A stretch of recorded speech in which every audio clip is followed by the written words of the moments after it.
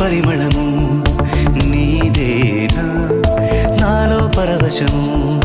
నిజమేనా బొండు మల్లి పువ్వు కన్నా తేలికగు నీ సోకు రెండు కళ్ళు మూసుకున్నా లాగు మరి నీ వైపు సొగసును చూసి పాడగాయలా కనులకు మాట రాదుగా అలా వింతల్లోనూ కొత్త వింత నువ్వేనా ఆ అందం అంటే అచ్చంగాను నువ్వే